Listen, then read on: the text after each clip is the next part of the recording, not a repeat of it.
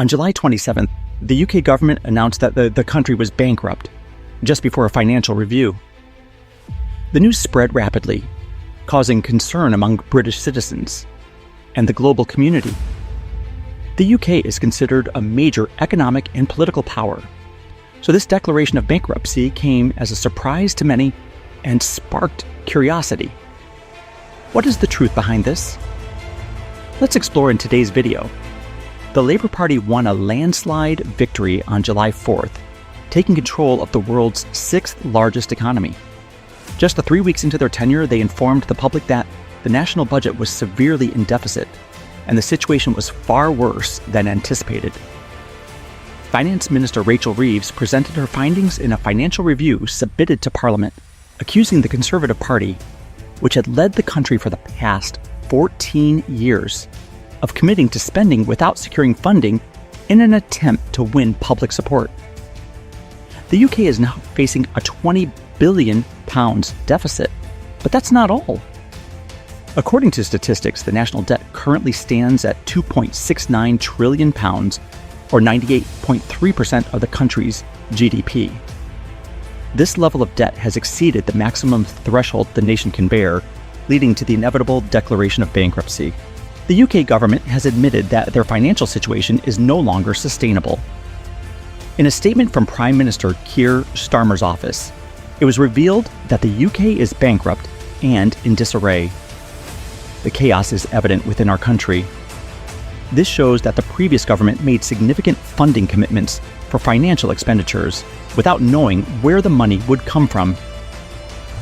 Shortly after, the Conservative Party dismissed the Labour Party's announcement of a public finance black hole, claiming it was just an excuse for the Labour Party to raise taxes they hadn't disclosed during their campaign. Some economists are skeptical, arguing that there were few major surprises that the Labour Party couldn't have foreseen before taking office. It is unclear how the Labour Party plans to address the budget shortfall. Finance Minister Rachel Reeves is constrained by campaign promises not to increase income taxes, national insurance contributions, VAT, or corporate taxes. Media reports suggest that Reeves will pave the way for other tax increases in the next budget.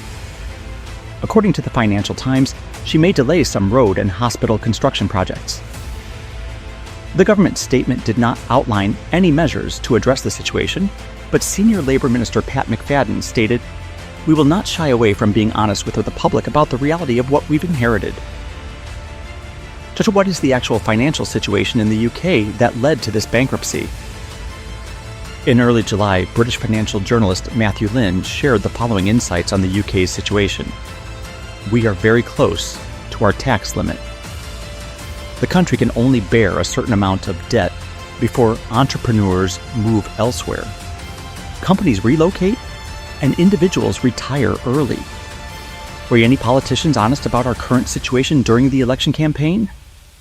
And are there any truly tough decisions that need to be made to get us out of this stagnation? At the end of June, the Institute for Fiscal Studies, IFS, released a study on these alarming issues during the election. The research argued that there is a silent conspiracy among the politicians to garner support during elections.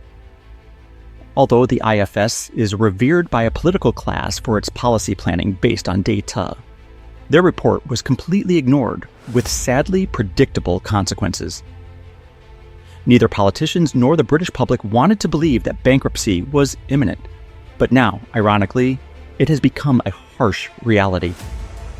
According to statistics from the Office for Budget Responsibility, just in 2024, the UK will add £87 billion, or about 3% of GDP, to its national debt.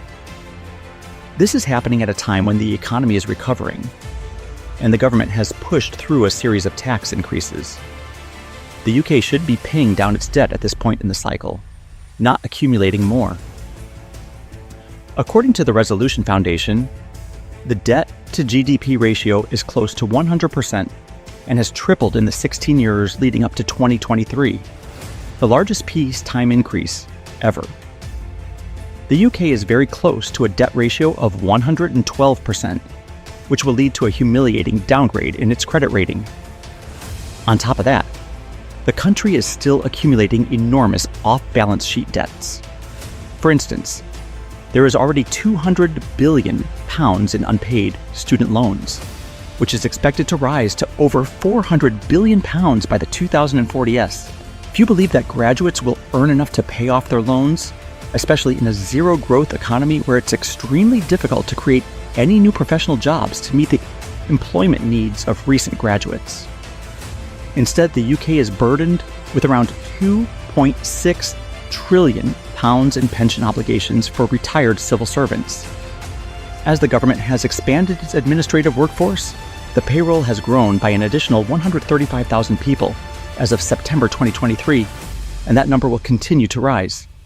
In Wales, as many as 28% of working-age individuals are currently receiving benefits and relying on government support, and the situation isn't much better in other parts of the country. A few minor adjustments to the tax system, such as tightening tax evasion measures or being tougher on non-citizens, won't make any real difference in improving the financial situation.